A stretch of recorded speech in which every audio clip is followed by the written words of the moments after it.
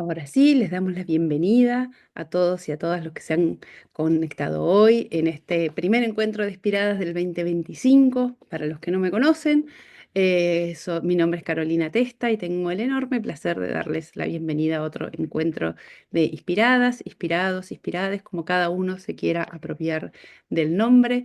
Inspiradas es una iniciativa que tiene por objetivo difundir un poco el arte y la literatura de nuestra hermosa Latinoamérica, aquí en Canadá, a través de estas actividades que son gratuitas y nos incluyen a todos y a todas. Como decimos siempre, y el público se renueva, somos de los que creemos en la cultura para todos, por eso las actividades son de acceso gratuito y son grabadas.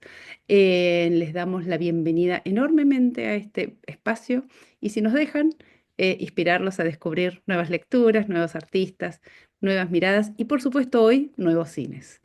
Entre las cosas de la promoción de Latinoamérica acá, creemos en la riqueza del intercambio entre culturas, entre países, entre artes. Y por eso hoy vamos a charlar sobre Denis Coté, director canadiense,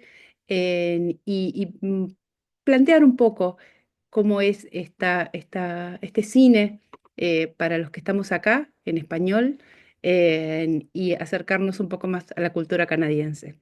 Es un espacio, como decimos siempre, entre amigos, para disfrutar, para relajarnos un poquito, poner una pausa en este mundo loco, loco, loco, cada vez más loco, y disfrutar de esto. Este encuentro, como muchos y como todo Inspiradas, que es un cúmulo de generosidades.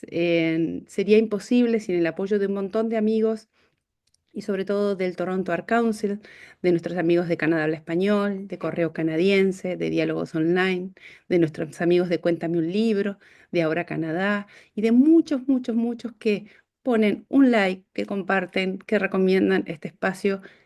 Gracias, gracias a todos y a cada uno. Así que ahora vamos a adentrarnos en este otro Denis, este singular cine del señor Coté, y lo vamos a hacer de la mano de nuestro querido y amoroso Roger Cosa. Para los que no lo conocen, es miembro de la Federación Internacional de Prensa Cinematográfica, es crítico de cine en el diario La Voz del Interior de la provincia de Córdoba y publica regularmente en la revista Eñe, en el sitio online Con los Ojos Abiertos, de la cual es editor. Y les vamos a mandar el enlace que está en las redes de todos modos sobre un artículo que hizo sobre Denis Coté, que es precioso. En realidad todas las notas son preciosas, pero esta en particular nos toca de cerca. Conduce además el programa de televisión Cinematógrafo, también el programa de radio La Oreja de Bresson. Es coconductor del programa Filmoteca y programador de la sección vitrina del Festival Internacional de Cine de Hamburgo y la Bienale de Austria. Es director artístico del Festival Internacional de Cine Independiente de Cosquín en la provincia de Córdoba y el DOC Buenos Aires. Además, ha hecho intervenciones como actor, la cual nos llena de emoción. Y desde 2020-2021, Roger Cosa está a cargo, junto con Vanessa Bernstein, de este espacio de cine en Inspiradas. Muy, muy bienvenidos. Lo que sí les voy a prometer es que la van a pasar muy bien. Así que empezamos, no me dejo de preámbulos y le damos la bienvenida a nuestro querido Roger Cosas. Roger, querido, gracias una vez más por estar acá. A vos también me parece que te muteé.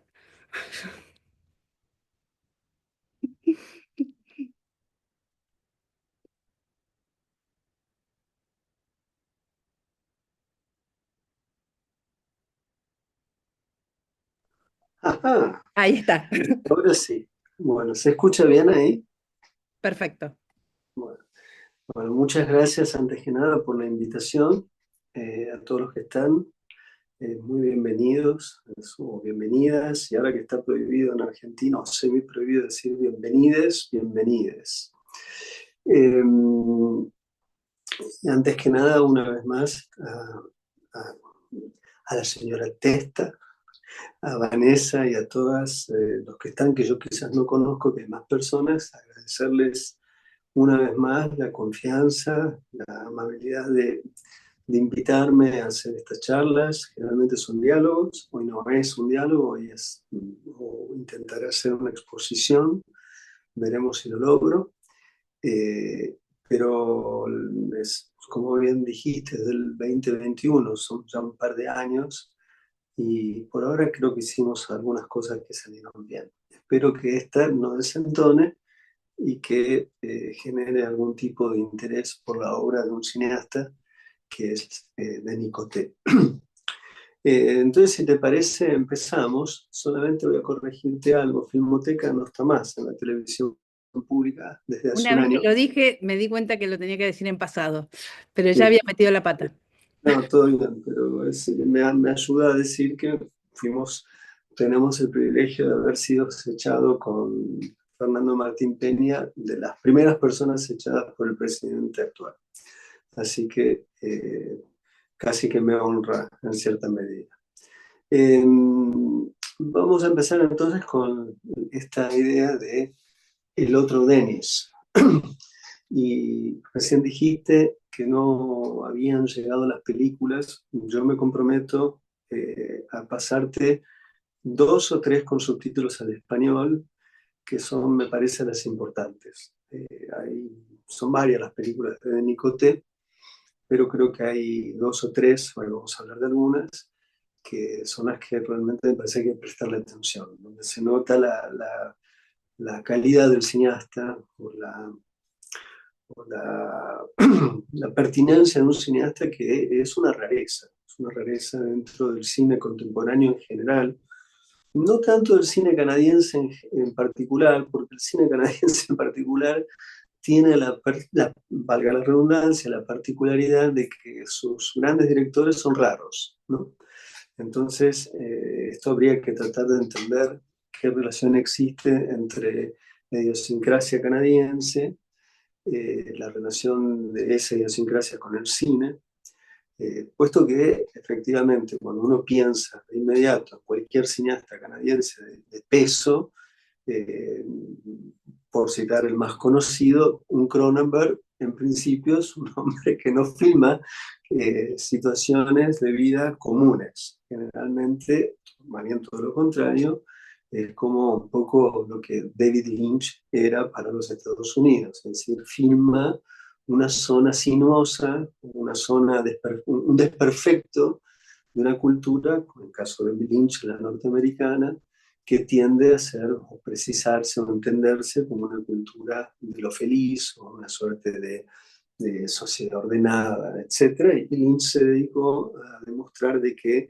detrás de ese orden aparente, en realidad lo que hay es una falla estructural de ese orden aparente.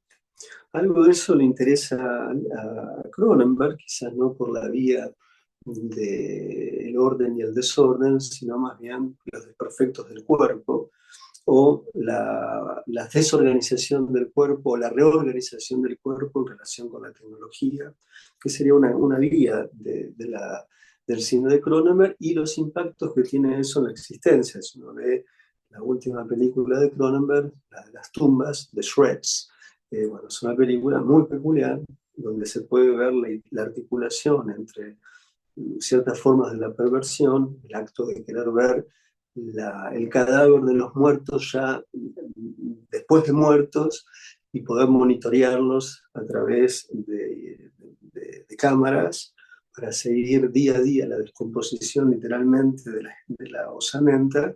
Bueno, eso es algo muy raro de pensar, ¿no? Pero la película de Cronenberg, la última, pasa por ahí.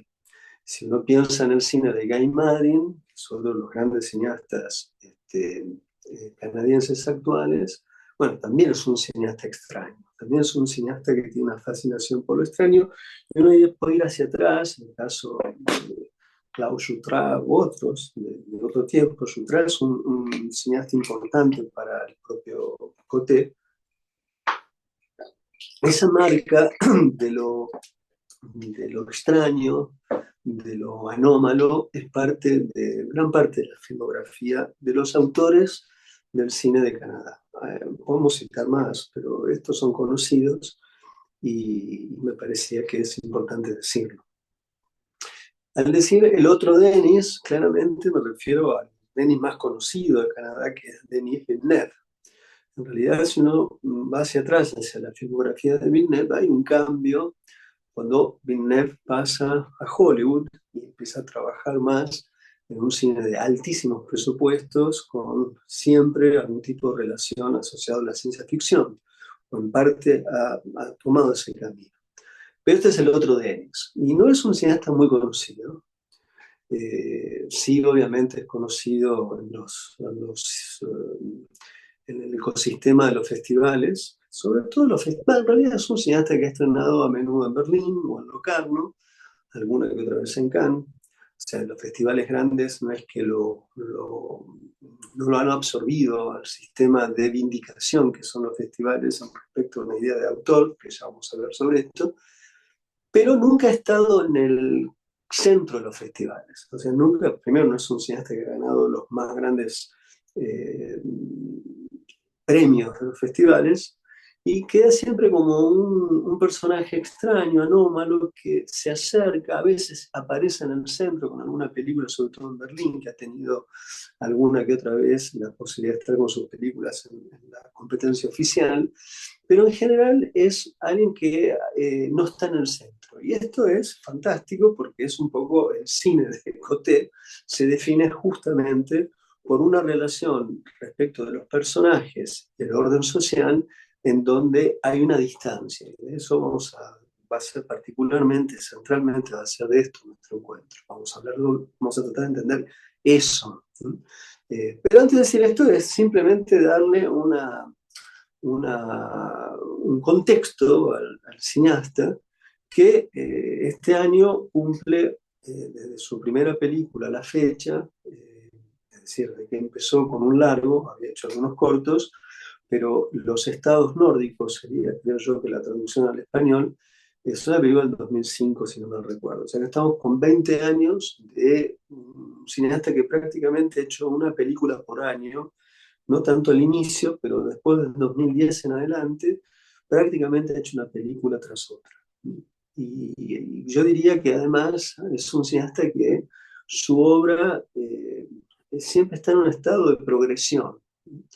Un cineasta que no se repite, muy a menudo es cambiante, es difícil de identificar fácilmente sus películas como necesariamente la obra de un mismo autor.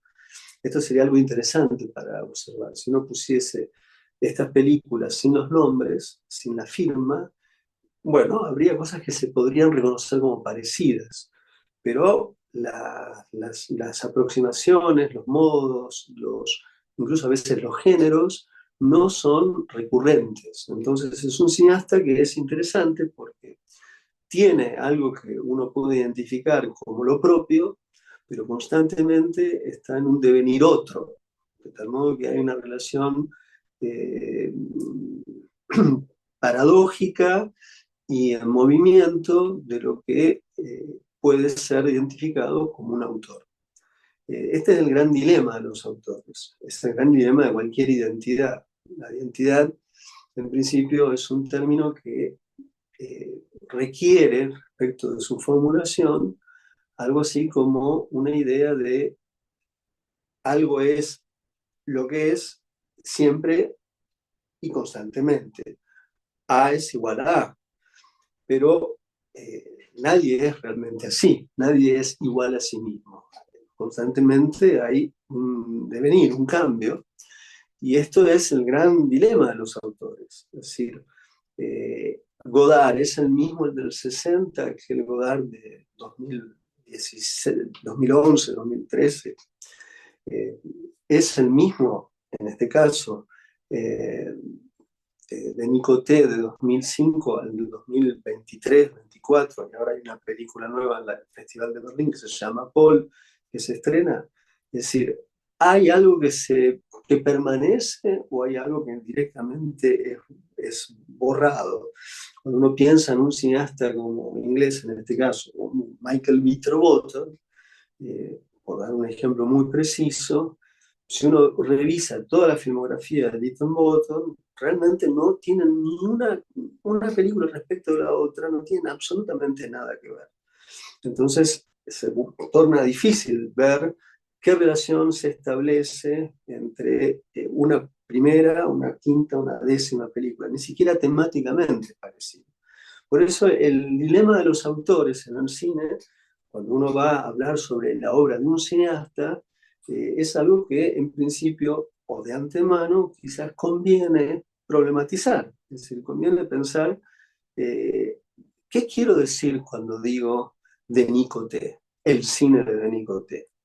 Estamos refiriéndonos a qué, a la persona de Nicoté, a un hombre nacido en el 1973, que tiene 51 años, que cumplirá 52 en noviembre, que vivió en los últimos 10, 12 años con medio riñón y que recién el año pasado, después de muchísimos años de vivir con medio riñón, logró que lo trasplantaran y hoy tenga una suerte de renacimiento biológico en su propio cuerpo.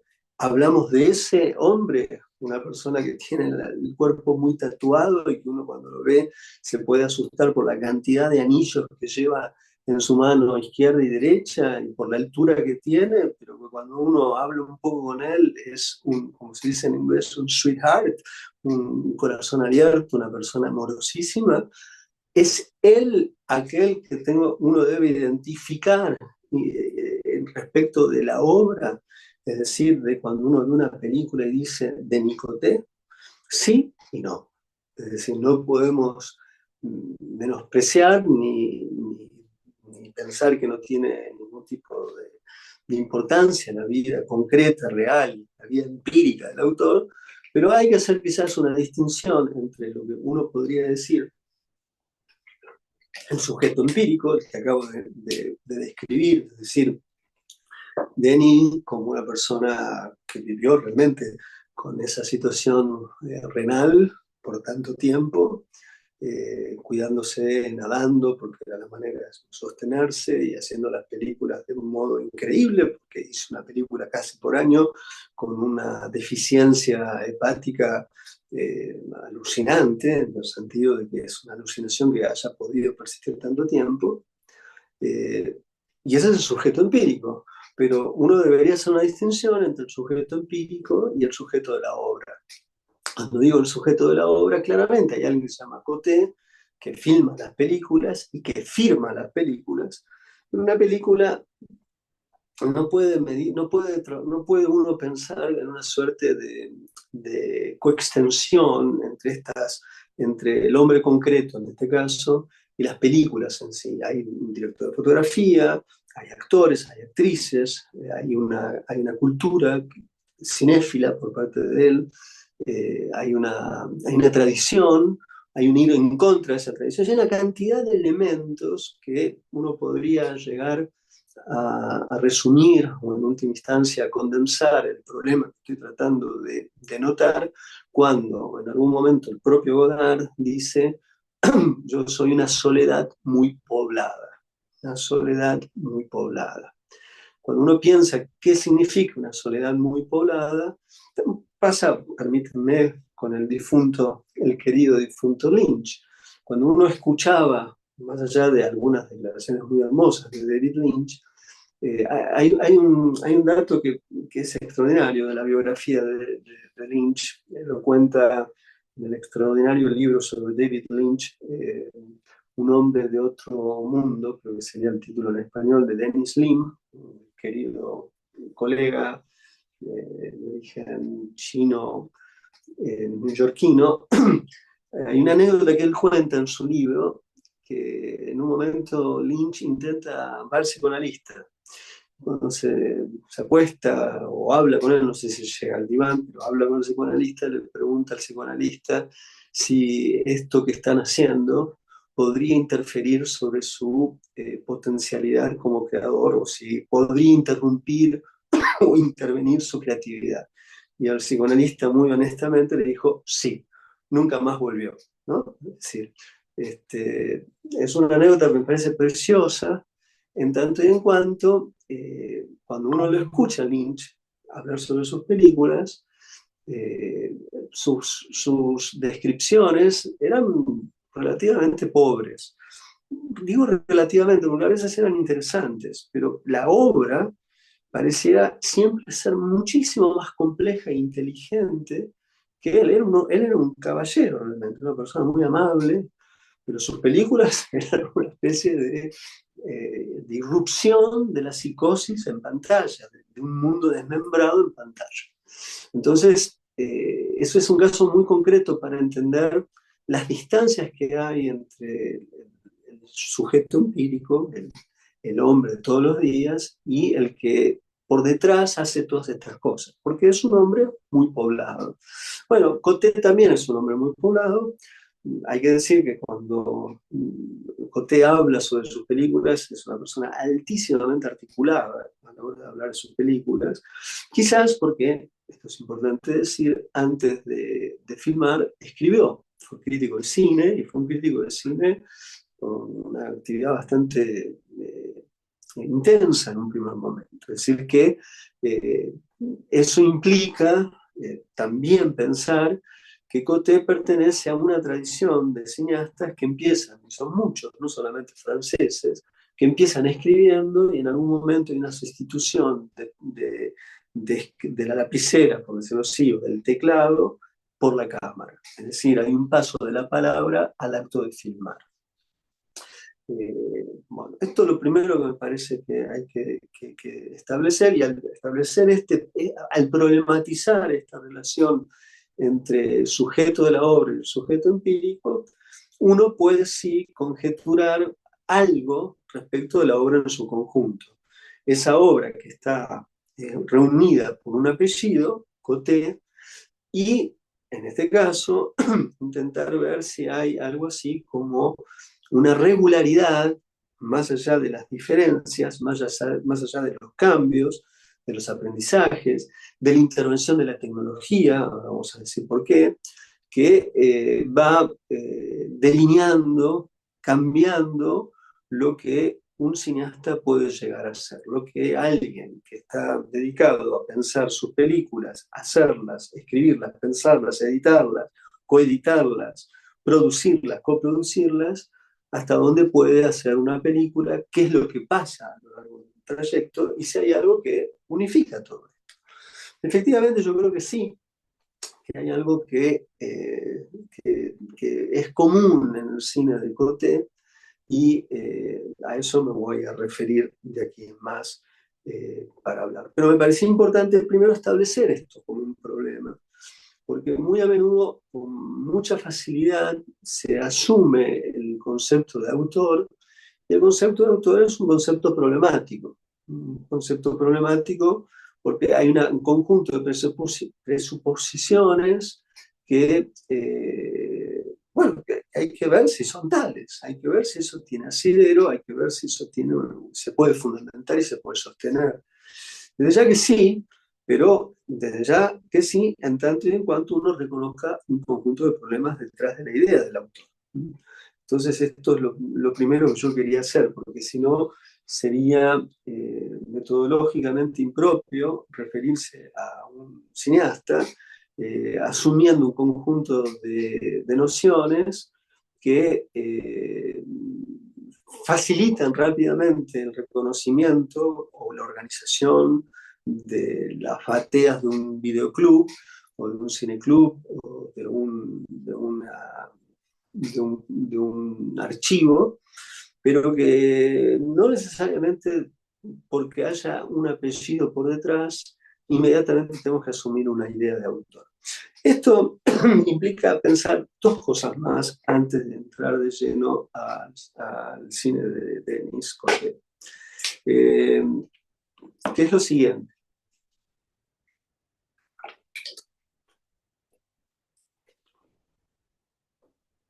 Primero que nada, habría que tratar de entender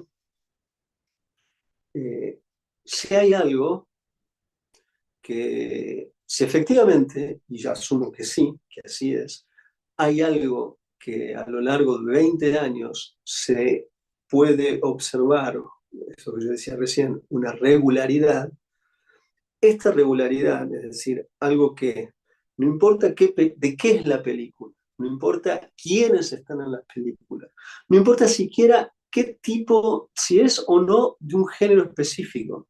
No importa si tiene mayor o menor valor de producción la película en sí. Es decir, si hay más dinero o menos dinero, si hay grandes actores o grandes actrices, si hay desconocidos, si es un documental, si es una película de terror, si es un ensayo, no importa, pero a pesar de eso, si hay algo que se sostiene, si hay algo que se mantiene, si hay una inquietud común entre las películas, y eso a lo largo de 20 años permanece. Bueno, yo diría que sí, pero esto habría que eh, desglosarlo por dos vías. Por un lado, una que sería de orden temático, y por el otro, una que sería del orden formal. Esto conlleva a pensar un tercer elemento, que es la articulación entre lo formal y, si se quiere, pensar lo temático. Podemos ponerlo en términos más sencillos, forma y contenido. Podemos pensarlo también materia y forma.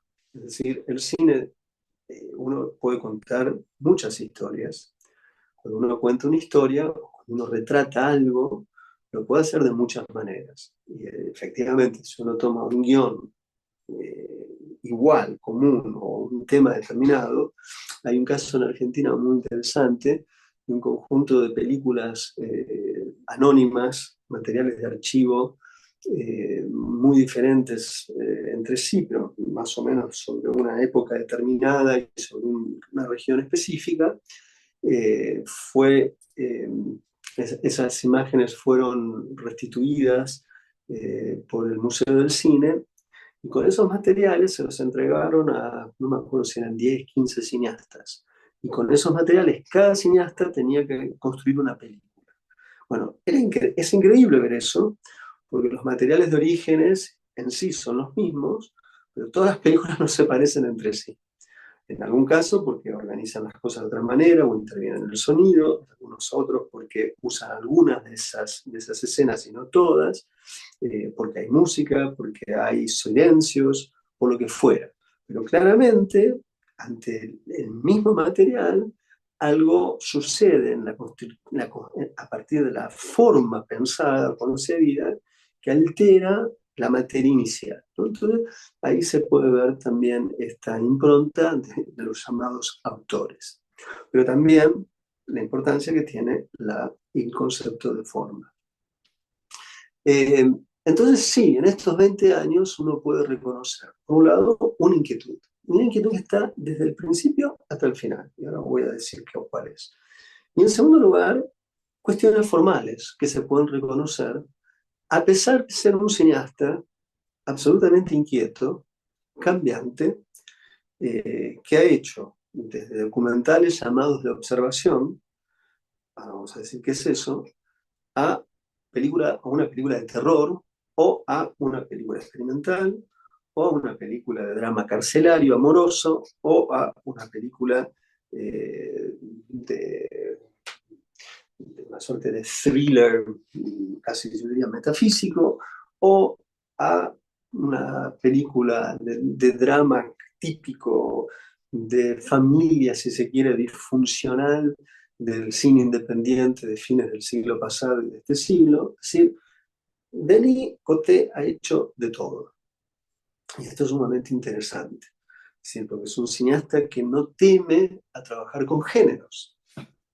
Todo género que toma no es que lo respeta, más bien se apropia un sistema de enrarecimiento que yo creo que está a lo largo de toda su carrera.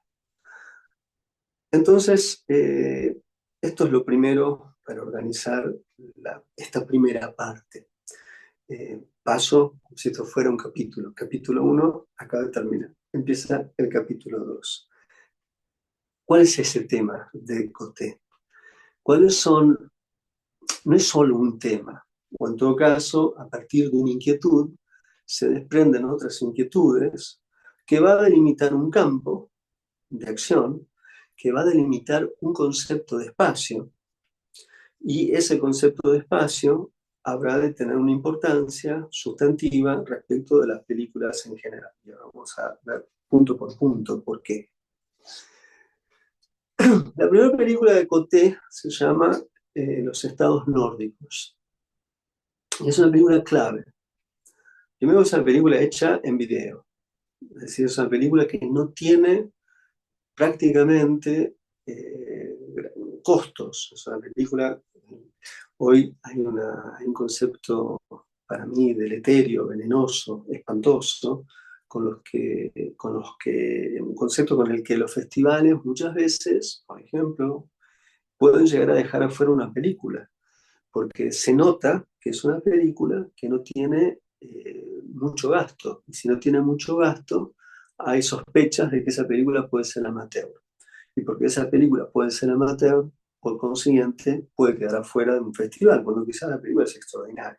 Esas cosas suceden hoy. Pero esa película de un valor de producción nulo y está hecha como un video. Eh, Ese film es los estados nórdicos, los estados del norte, no sé cómo se pronunciará en francés o cómo se traduce estrictamente. En inglés es Drifting Spaces, si no mal recuerdo el título, creo. Bueno, ¿qué sucede ahí? ¿Y por qué es importante esta película? Y esto también es algo interesante, ¿no? Me acuerdo que una vez con Fernando Martín Peña, durante la pandemia, hicimos una programación los dos para el Malva.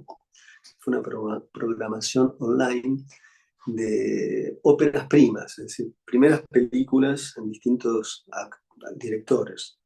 Dijimos cosas muy distintas, pero cuando uno toma la ópera prima de un director que a lo largo de su carrera tuvo un gran peso, es muy interesante ir a la primera película. Porque muchas veces se dice que en la primera película está larvariamente la obra en su totalidad, ¿no? O sea, es un poco aristotélico eso, ¿no? Es la idea de que el paso de la potencia al acto, es decir, el paso de la potencia al acto, es decir, en la semilla estaría el árbol. Entonces, eh, esos primeros delineamientos que genera la aparición de ese árbol que habrá de crecer, bueno, finalmente la forma inicial uno ya puede adivinar o leer la obra completa. Uno puede pensar en esto en varios autores y hay algo de cierto. Desde Lynch, que recién nombramos, de Jacques Tati, con Día de Fiesta, del propio Wells, del Ciudadano Kane. Eh, el gran Serge Danet, el crítico francés, por ejemplo, decía respecto de Wells, ¿cuál era esto que yo estoy diciendo? ¿Cuál sería la pregunta, la inquietud que atravesó toda la obra de Wells, incluso la del propio Wells, y que tiene además una inmediata reverberancia para cualquier vida? Pero en el espacio de Orson Welles es clarísimo.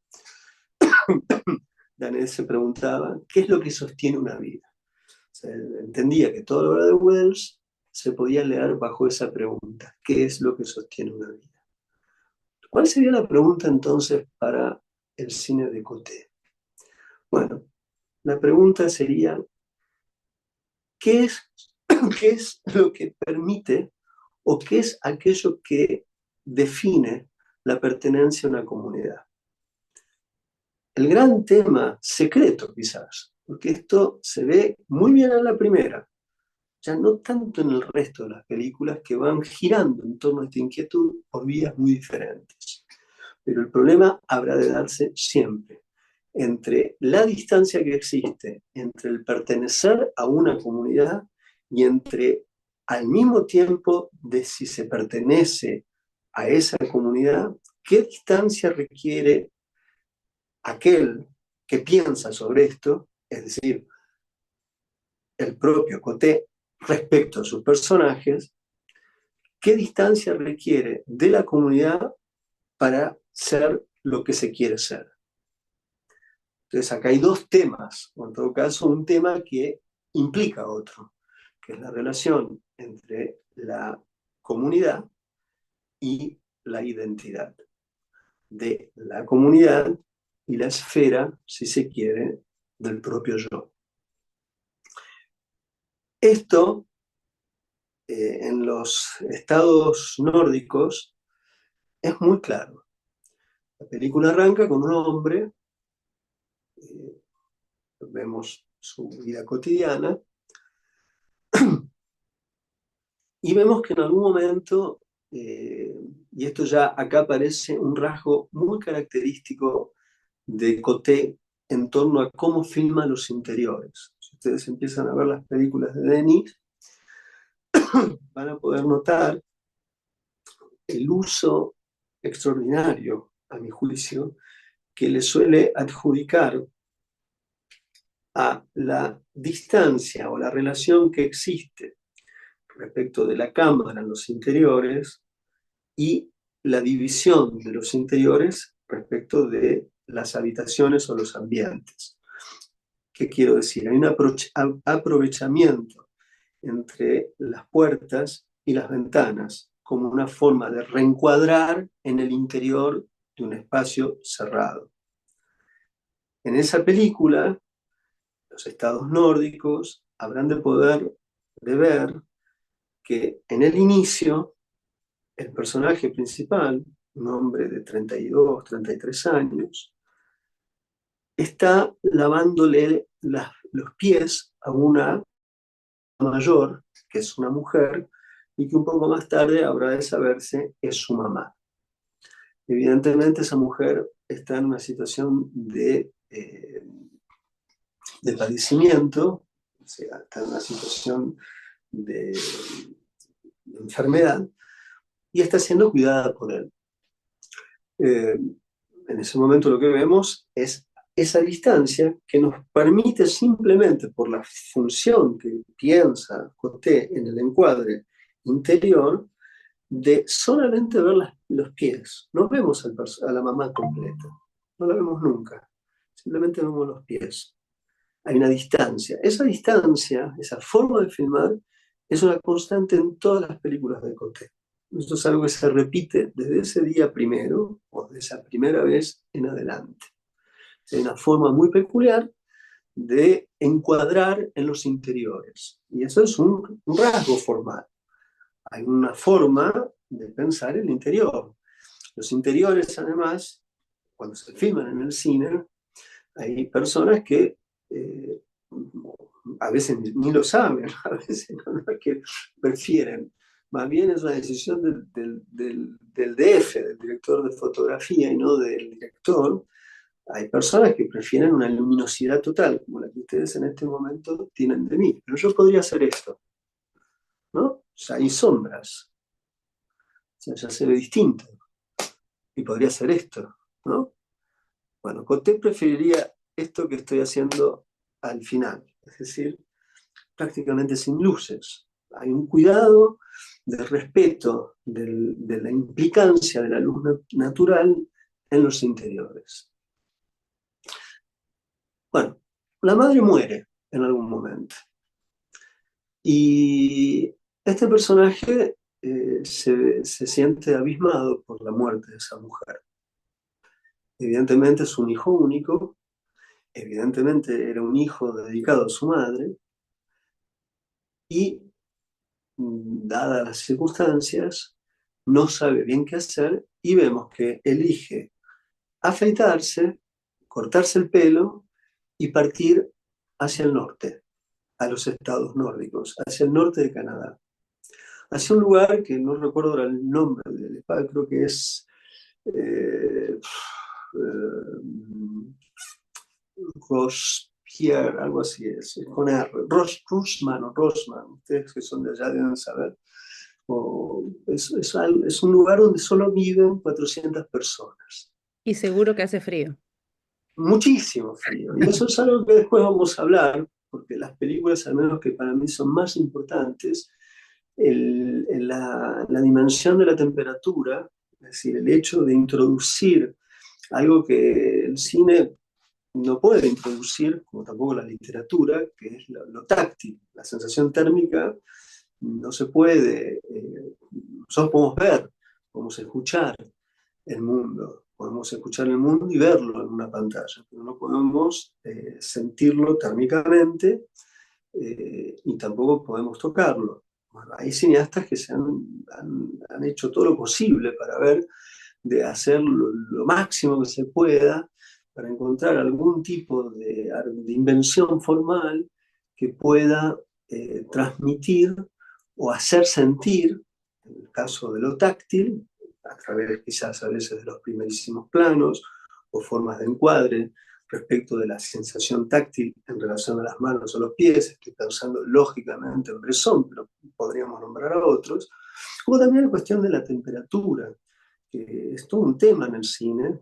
Hay cineastas, una persona como Apichapón, en algunas películas uno siente el calor de la selva, el agobio de la selva, ¿no? Uno puede pensar en estos términos. En el caso de la frialdad, de la temperatura gélida, una temperatura que además indica una condición del espíritu, o que en todo caso nos da a entender o nos permite entender con mayor vehemencia y, y visibilidad la importancia que tiene el clima. Ustedes lo saben porque viven en lugares muy, muy fríos, y el frío tiene una incidencia en el ánimo. O sea, la relación entre la temperatura y el temple de ánimo no es un tema menor, es un tema mayor, de primer orden, diría yo. Incluso esto no es solo referente al cine, podríamos pensarlo en relación a la filosofía, en relación a la literatura. Es difícil pensar Thomas Bernhard escribiendo en Panamá. Es difícil pensar algunas cosas que escribe Hemingway que no fuera en Cuba. O sea, es decir, hay una relación con los espacios que también hacen al temple de ánimo y luego a la eventual transcripción de una experiencia respecto de una formación estética, de una formulación estética. Entonces el frío sí es muy importante. Bueno, cuestión es que va hacia el norte. 400 kilómetros, 400 personas, ¿no?, viven allí. Y hay un momento que es muy divertido, muy, muy preciso, ¿no? Es divertido por la forma en que está la escena. El personaje le gusta nadar. Va a nadar y alguien del complejo donde él nada, en un momento lo intercepta y le hace entender de que cualquier persona que no es de la comunidad es inmediatamente identificada. Lo vemos al toque, como decimos en Argentina, puesto que somos solo 400, ¿no? Es decir, que ahí estamos, es un momento que la película pone su carta. Es decir, este hombre que deja un lugar donde vivía con su madre, llega a un lugar donde no hay absolutamente muy pocas personas, y en ese espacio el concepto de comunidad se entiende un poco más que cuando uno vive en una ciudad. La ciudad lleva el concepto de comunidad a un concepto de lo social, de la sociedad, donde la sociedad pareciera ser más voluminosa, hay un salto cuantitativo que pierde por momentos la dimensión cualitativa del hecho de pertenecer a una comunidad. Pero en una comunidad pequeña esto es más perceptible. Entonces lo que vemos en la película es los momentos por los cuales la comunidad y el sujeto que llega, que no tiene prácticamente historia para aquellos que lo reciban, él va encontrando un lugar en ese espacio. Le cuesta mucho, pero vamos viendo cómo llega a hacerse alguna amistad, encontrarse un hombre que se dedica a la fotografía de los lobos, una mujer que parece que lo quiere seducir, una niña que en algún momento en la fantasía del adulto respecto del niño le propone poner una moneda bajo tierra. Es muy hermoso, sería genial que fuera así. Esto no lo vieron ni los liberales, este sistema económico de la fantasía. Es poner bajo tierra una moneda y todos los días regar. y cuando uno cuida, después de un tiempo crece más monedas, ¿no? Sería fantástico poder hacer dinero de esa manera. Bueno, todo eso va sucediendo en la película y lo que vemos es el ingreso de un extraño en la comunidad. Esta es la primera película de él.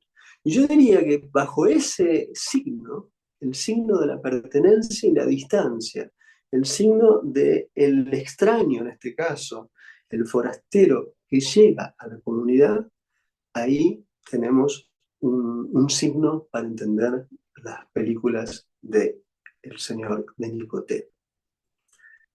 Sin embargo, cuando uno piensa en las películas de Denis, me permito decir Denis porque lo conozco bastante a Denis. O sea, le tengo mucha aprecio, lo quiero mucho, es una persona genial, amorosa.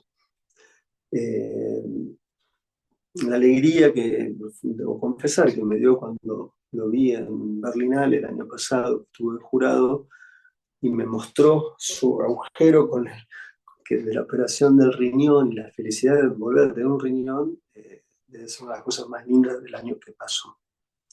No son tantas cosas lindas las del año que pasó, pero eso fue muy hermoso. Eh, Hay un sin embargo, y el sin embargo es que la idea de comunidad, si bien es fundante a lo largo de toda la filmografía de Nicoté, no obstante, no obstante, la comunidad tiende a estar elidida en las películas de Nicoté.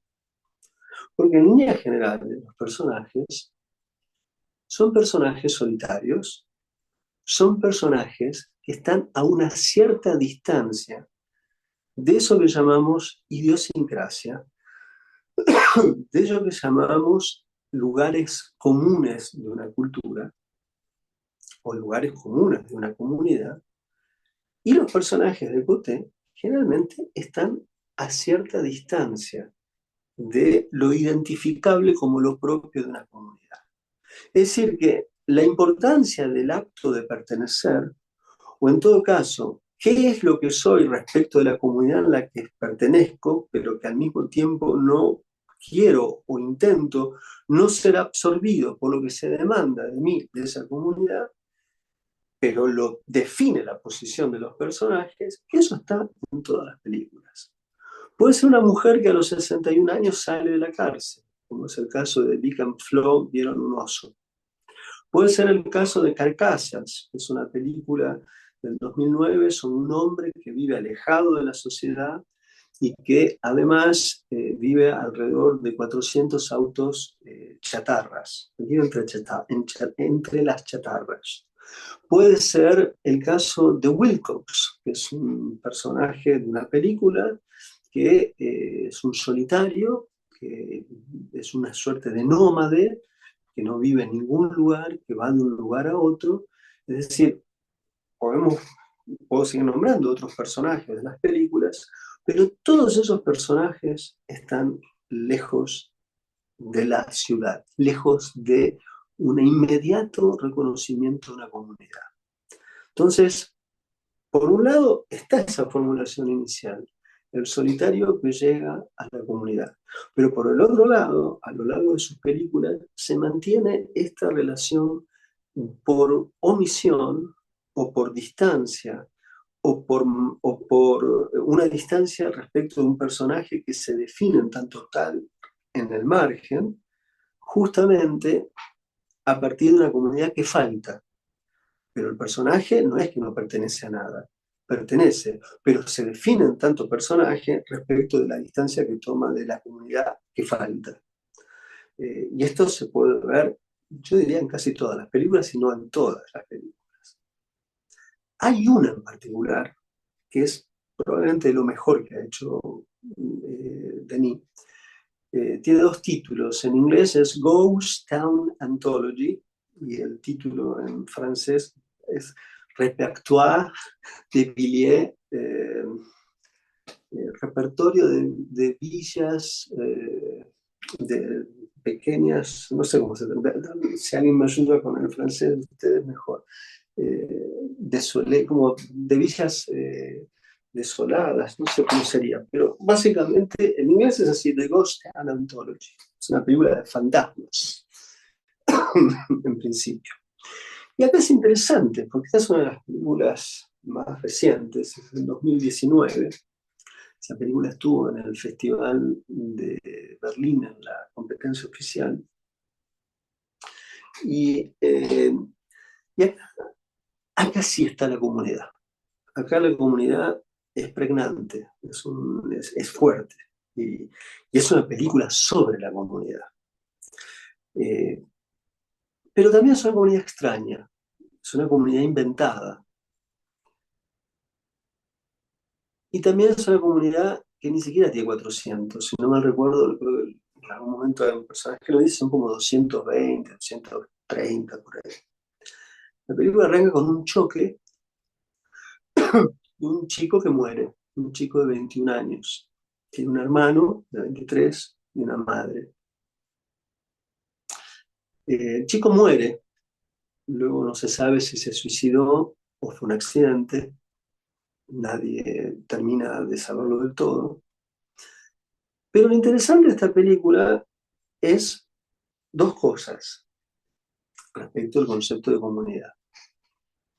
Primero es una comunidad que pareciera ser una comunidad en donde todos tienen su lugar, es decir, todos tienen alguna función, incluso tienen una alcaldesa o una intendenta que cumple una función no solamente institucional, sino hay una preocupación sobre todos los órdenes de la vida de los miembros de la comunidad. De hecho, en un momento mandan a una psicóloga desde parte del Estado y hay una suerte de rechazo de que aparezca alguien que venga a preguntar o a indagar un poco más sobre qué es lo que sucede ahí.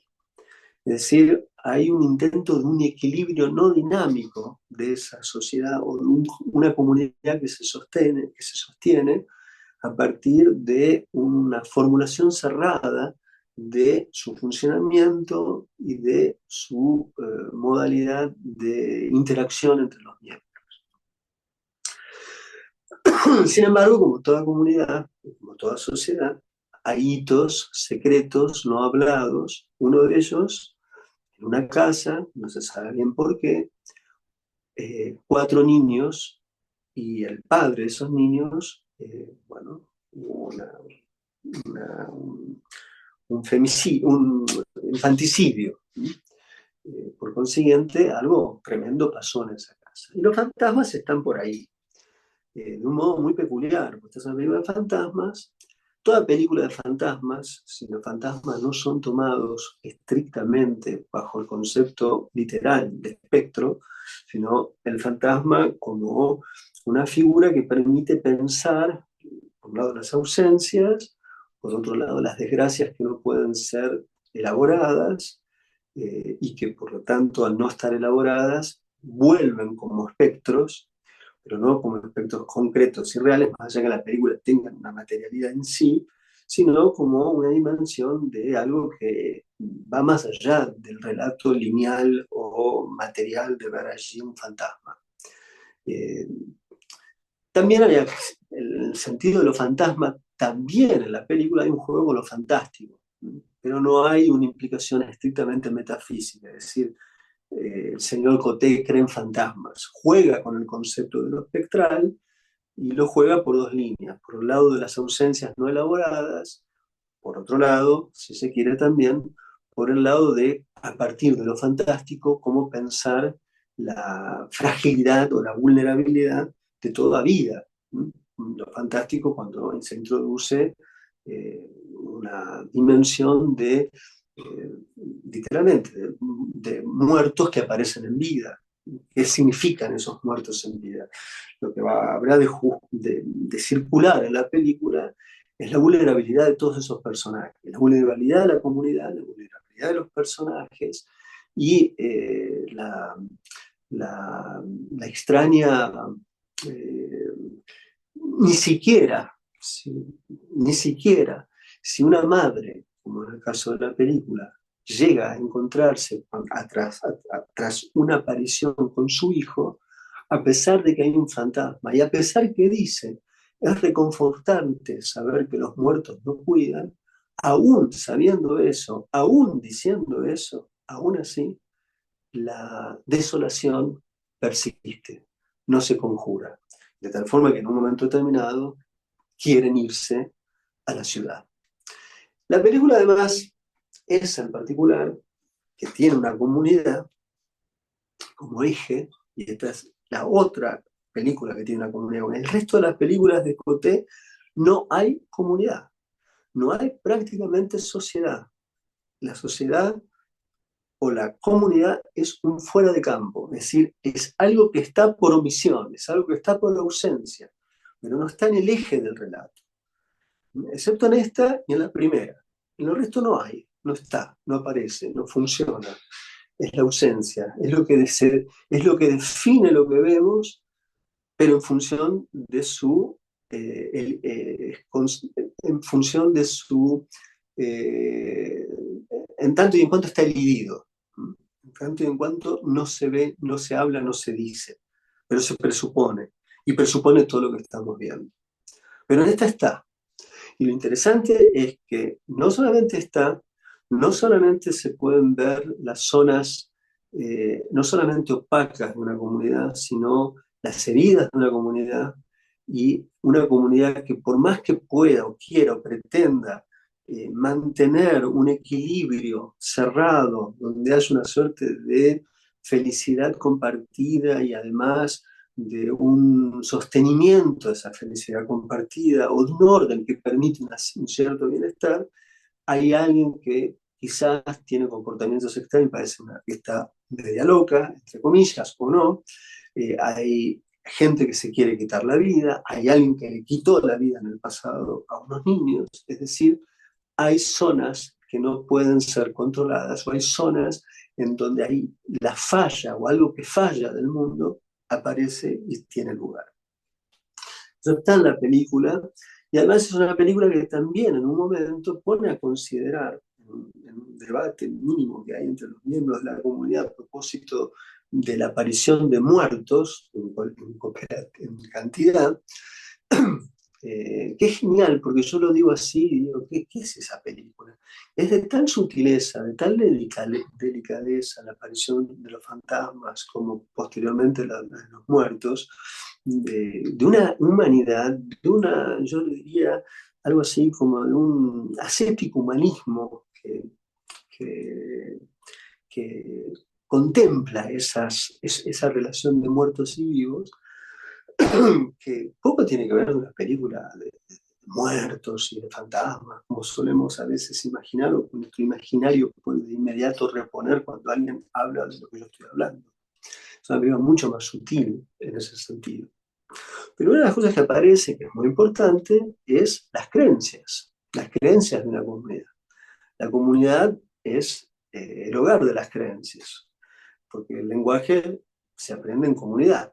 Y el lenguaje es el lugar de las creencias. Y el lenguaje, misteriosamente, que nos define, y podemos hablar de nuestra intimidad a partir de una lengua, pero la lengua es pública.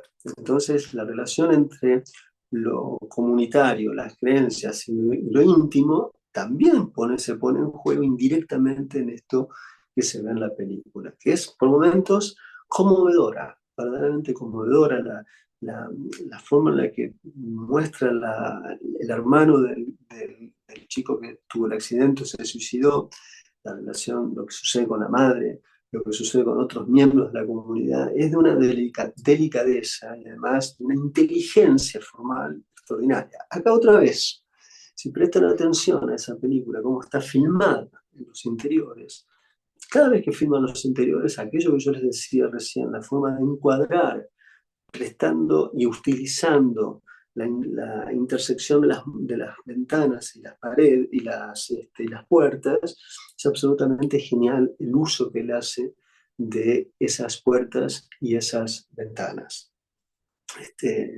Es verdaderamente genial, sobre todo en la casa en donde se quitó el padre después de matar a sus hijos la vida. Es impresionante cómo filma ese interior y lo que hace con el sonido del interior. Pero no solo ese el espacio, en todos los espacios elegidos en la película. Bueno, esa es una película importante porque aparece nuevamente la comunidad, tiene una presencia fundamental. Pero en general, los personajes de Decote están solos, son solitarios, son personas que están en los márgenes del núcleo social, son los que se desplazan para quedar alejados de la comunidad. Y esto se ve en otras películas que son importantes de Coté. Yo recién decía Vicky and Flo. Vicky and Flo es una película de una mujer de 61 años que sale de la cárcel y va a vivir a una zona alejada en un bosque. Después aparece un amante, hay un tío, si no me recuerdo, que vive con ella o que está ahí, que tiene que ver con el tío. Es muy hermosa esa película. Hay un policía, cada tanto va a ver cómo progresa en realidad está detenida, es una cárcel, es una, el asusto es cuando los condenados pueden dejar de estar en las celdas y quedan encerrados en sus casas, ¿no? Con las tobilleras y este tipo de cosas.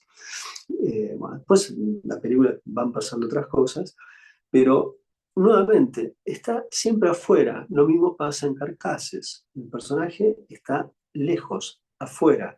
Lo mismo pasa en Wilcox, que es una película donde esa es una película que es muy importante, es una película, primero, experimental en cierta medida, el relato es experimental, una película de ficción, y es una película importante, miren, porque en el inicio, como en el final, se citan distintos casos concretos y reales del siglo XX de distintas personas que hicieron experiencias por motivos distintos y en distintos lugares, algunas rusas, algunos canadienses, de vivir en soledad.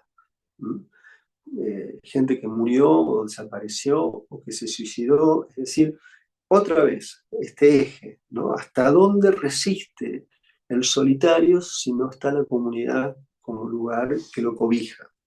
Y la película trabaja sobre un personaje de que solo sabemos el nombre, Wilcox, película que además tiene la inteligencia de proponer dos opacidades. La primera opacidad es la imagen nunca es nítida, tiene como algo borroso en sus contornos, como que no permite ver de todo aquello que tenemos enfrente, que es el personaje que va de un lado a otro, es un nómade, vestido, uno puede creer que quizás fue un soldado, en algún momento interactúa con algunos soldados, cada tanto practica yoga, cada tanto practica algún arte marcial, evidentemente saben que puede sobrevivir un poco, y lo vemos de un lado a otro. Toda la película se elide la palabra, no hay palabras, hay como un sonido de fondo que acompaña a esa imagen opaca o esa opacidad, pues no es una imagen opaca, más bien es una imagen que no llega a ser nítida, que es distinto que sea opaca. Pero la opacidad como concepto es no podemos ver del todo, no podemos escucharlo, por consiguiente no sabemos bien quién es, pero podemos observarlo. Y en el principio y en el final están estos textos que pueden poner al personaje en esta suerte de tradición, que sería una tradición de estos solitarios que intentan tomar una distancia radical, absoluta e inconmensurable respecto de la comunidad y que en esa experiencia radical terminan perdiendo sus vidas. Entonces, vuelve a estar esta preocupación que decíamos en un inicio. Eh, hay, hemos nombrado algunas películas, todavía no he nombrado otras. ¿Vamos bien o se vuelve muy aburrido todo esto? Perdón por los lentes, no Vamos, veo nada. vamos bien, estamos bien en horario, así que todavía tenemos un Bueno, rato más, un ratito más, así no después sé, podemos abrir a a preguntas. 1:03, no tengo reloj acá. Bueno, You'll need to unlock your iPhone first. ¿eh? Eso no sé qué fue. Esto no sabemos. Misterio sin resolver. Nos están escuchando. Bueno, bien. Hay dos películas, hay una en particular, que a mí me parece muy importante, ¿no? Pues un poco se, se despega de la-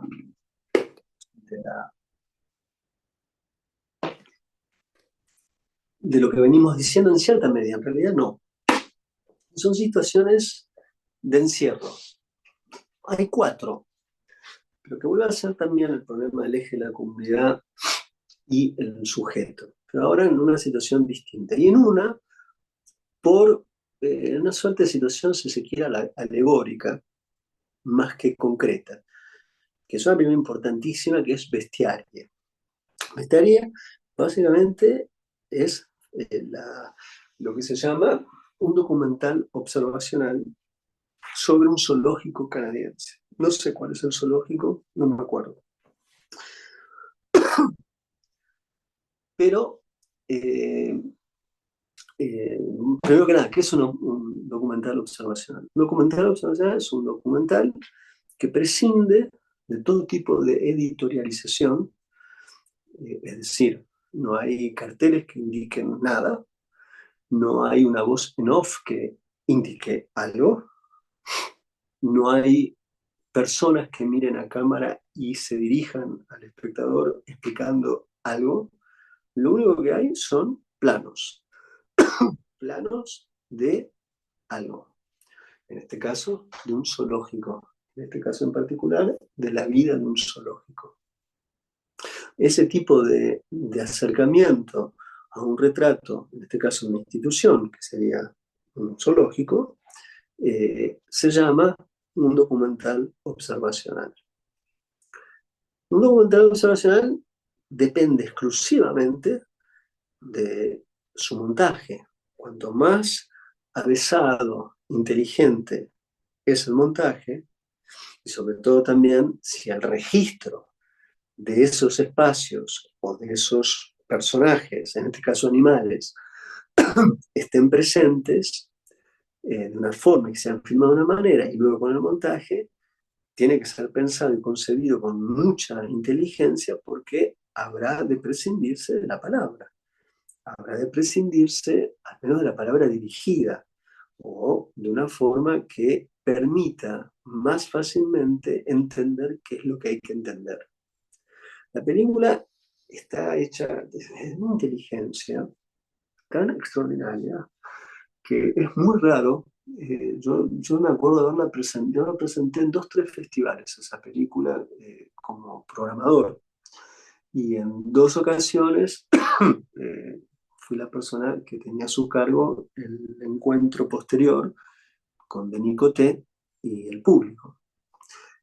Primero, lo que es genial de Bestiaria, que básicamente es filmar un zoológico, el interior del zoológico, el lugar donde están los animales, el momento que se le da de comer, donde duermen, donde viven, los momentos que eventualmente interactúan con los pasajeros o los visitantes, pero no más que eso.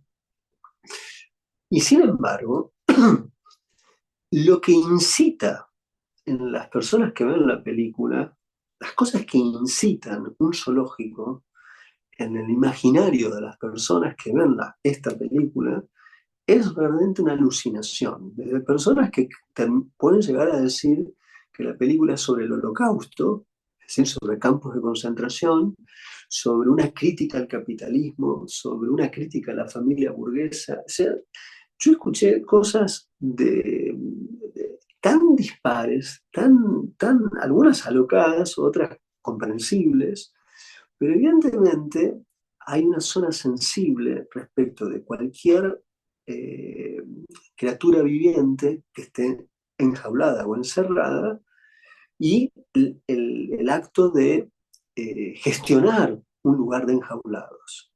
Entonces la película propone esta visión, no hay discurso, no hay nada, entonces la interacción y la forma en que está filmado lleva a que uno se ha incitado a pensar sobre lo que está viendo. O sea, no es simplemente observar, es una observación que de inmediato eh, eh, conlleva una incitación del espectador a pensar lo que está mirando en el momento que lo está mirando. Es decir, hay una incitación a la interpretación, pero una incitación maldita, porque la película nunca deja entrever qué es lo que dice. Más bien es un objeto, una máquina de signos que lo que hace es incitar al espectador a una especie de voracidad hermenéutica, es decir, un acto de querer entender, de interpretar. Y es extraordinario porque como está filmada, permite muchas cuestiones de pensar. En tanto que la película no arranca en el zoológico, arranca con un conjunto de estudiantes que están dibujando, primero no lo vemos, vemos el plano inicial, el plano de quienes están dibujando, luego vemos un plano a cierta distancia en donde están dibujando, y tercero o cuarto plano recién vemos qué es lo que están dibujando, que son animales. Luego empieza la vida en el zoológico. En algún momento hay intermisión y lo que vemos es la aparición de un hombre que hace un taxidermista, es un hombre que sobre animales muertos, saben ustedes, tiene que recomponer la forma del animal con la piel del animal y vemos cómo hace ese trabajo. Luego vuelve al zoológico y recién al final es el momento en el que vemos a los visitantes del zoológico. Inclusive hay dos momentos que son extraordinarios. Hay un mono en el zoológico que juega con un mono, pero de un peluche, un mono peluche. ¿No? No sabemos si el mono se da cuenta que es un mono o no, pero juega con el mono. Y hay otro momento que vemos a una persona que se mete en un disfraz gigante de un animal. O sea, todos esos son los signos repartidos que tiene la película. El tema de la vida animal es una cosa sumamente importante. Veo que hay un cartel azul, pero no leo qué dice ahí, no sé si es que algo Ah, no, no pasa. te preocupes, Ah, alguien está buscando, pidiendo la ah, transcripción, no te bueno, preocupes. disculpa. Bueno, hay un momento, todo esto es importante porque la, la vida, digamos, los animales acá viven en una comunidad ficticia, ¿no? Es un zoológico que es una invención absolutamente asociada a la cultura del colonialismo, a la exportación de animales. Una película notable recientemente latinoamericana llamada Pepe, que justamente es sobre la importación de hipopótamos por parte de Pablo Escobar a Colombia, de los hipopótamos, que es un animal del África. ¿Qué sucede cuando están en Colombia y en el momento que se escapan del zoológico que tenía y los desequilibrios ecológicos que conlleva ese animal y las formas de vida circundantes, como también la vida de los signos, cómo interpretan los aldeanos un animal que desconocen y que al principio lo ven como un monstruo. O sea que es muy interesante ese sentido también. Pero toda experiencia de un zoológico es una experiencia que implica un concepto por detrás, ¿no? No solamente en una posición de nuestra especie respecto de las especies, sino dentro de nuestra especie hay también una forma una cultura, una de las tantas culturas de nuestra especie es la cultura de apropiación, es una cultura de apropiación y de enjaulamiento. Entonces eso está en la película, muy bien trabajado, pero a la vez la forma de encuadrar es una alucinación, cómo él decide en qué lugar dejar una cámara, cómo pensar la entrada del animal en el lugar donde está, la entrada y la salida. Siempre es muy inteligente Coté en los inicios de cada plano. Eso es algo para prestar atención. Eh, una vez me contó, yo hice una crítica de Haneke y él me dije, mira, yo entiendo lo que me dice, lo que vos criticás de Haneke, Pero hay algo que tiene Haneke que es extraordinario, me dice, ¿eh? Que es alguien que entiende exactamente el momento del corte, es el momento que un plano tiene que terminar. Eso decía Coté de Haneke. Yo quiero decir de Coté que una de las cosas más extraordinarias que me parece que tiene el cine de Denis es el momento inicial de cada plano, cómo los personajes entran al plano. Y en la película de los animales, Bestiarie, es extraordinario eso, porque uno no sabe qué animal va a aparecer, ¿no? Entonces está la cámara está puesta en un lugar y de pronto, ¡puf!, aparece un avestruz. La aparición del avestruz en la película es lo más, pero no solo el avestruz, es un momento de unas cebras, ¿no? Entonces la cámara, en vez de prestar atención al cuerpo de las cebras, presta atención a las piernas, a las piernas de las cebras. Ahí hay un trabajo sobre el sonido, es un sonido no realista, hay algo así como una especie de mula o de truco para sentir todavía más la desesperación del animal. Pero más allá de eso, más allá de que el sonido tenga ese aporte por fuera de un sonido realista, no sería lo que es si no estuviese filmada la forma en la que está filmada las piernas de las cebras. Entonces, hay una inteligencia absoluta de cómo hacer entrar a los personajes que no son dirigidos. Uno no dirige animales. Sin embargo, hay una concepción de registro previa que Coté piensa probablemente entre por acá. Te deja la cámara y efectivamente entra por acá. Y son momentos extraordinarios dentro de esa película. Eso le da a los animales también una forma distinta de verlos. No los vemos como los vemos en el zoológico, efectivamente. Los vemos como alguien que los está filmando, lo está pensando como personaje cinematográfico. Eso no es filmar un animal, es convertir al animal, no haciéndolo como en los dibujitos animados, es decir, no es antropomorfizándolos, sino pensándolos como lo que no sabemos qué hacen, qué piensan, qué sienten, o lo que fuera que les pase por el hecho de ser filmados, pero hay un intento de filmarlos de otra manera. Y eso es algo que la película saca provecho plano tras plano. Hacia el final, es el momento que decía, aparecen las personas, ¿no? Hay un momento que parece una comedia de Tati, porque vemos que hay autos y decimos, ¿dónde estamos ahora? Claro, son esos zoológicos que el auto y los animales se cruzan adelante de los autos, y en la forma que está filmado, tiene una dimensión, es tan absurdo que termina siendo cómico. Entonces, esta es una película importante respecto de esto, ¿no? Las comunidades enjauladas. En todo caso, ver la comunidad de animales en este sentido, de animales enjaulados. Hay una película muy cercana, para mí de las más lindas, el título en inglés es The Joys Man Desiring, creo que es el título, que la alegría en español alguna vez yo creo que se le puso que la alegría perdure, y proviene de un tema, de una obra musical de Beethoven. Es la vida de varias fábricas, y acá hay otra situación de encierro y de enjaulados, es decir, la vida de los operarios de las fábricas. Es importante la cercanía de Bestiaria respecto de esta película, porque son dos películas de encierro. Hay otras más de encierro, pero estas son muy cercanas, me parece que son importantes para verla una a continuación de la otra. Y acá está la vida de los operarios filmados con la dignidad de los operarios, con la dignidad y el encuentro y el respeto que tienen los mismos operarios respecto de las máquinas, de la relación que establecen con las máquinas, y también de escucharlos, de escuchar qué dicen entre ellos.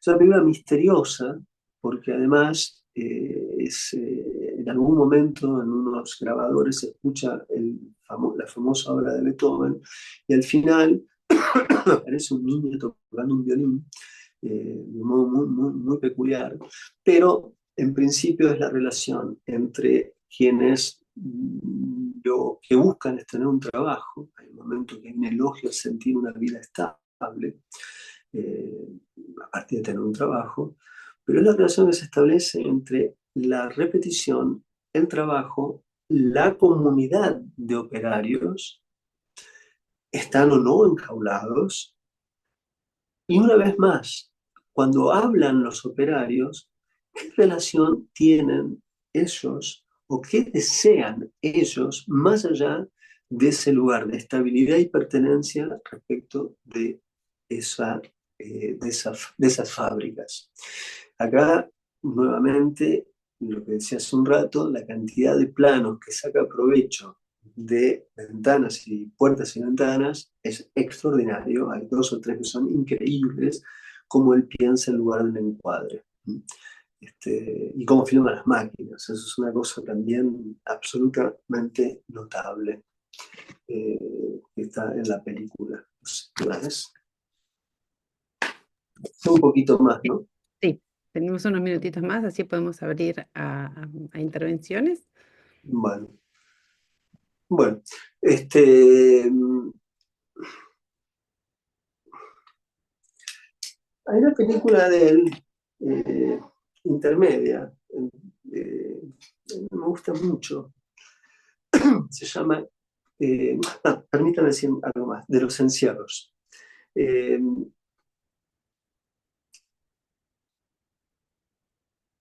Hay una película reciente, en inglés sería eh, That Summer, aquel verano. Es una película rarísima, poco fallida, pero muy interesante, que básicamente es la historia de tres mujeres que van a una suerte de campamento, no campamento, de hogar terapéutico, porque son adictas sexuales.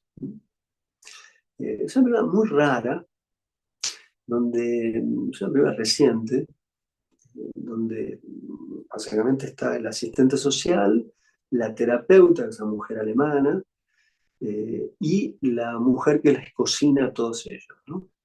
Eh, es una película fallida, pero vuelve a aparecer acá a partir de la sexualidad, digamos, esta especie de compulsión al placer permanente y a formas extremas de sexualidad en algún que otro caso, pero básicamente la imposibilidad de gobernar el deseo sexual, el desenfreno, consiguiente el desenfreno.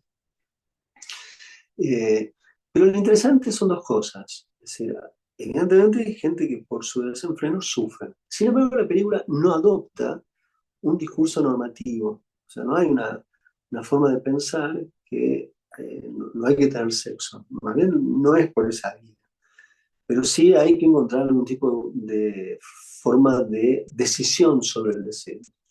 Digo esto es muy interesante porque toma formas de la sexualidad extrema que no son las normales, otra vez, digamos, hay una distancia sobre los modelos más aceptables, entre comillas, de sexualidad o de prácticas sexuales, no hay un intento de normalización, no hay una lectura de patologías, sino hay una lectura, sí, de que en el desenfreno hay un sufrimiento. Entonces esto es lo que se pone en juego.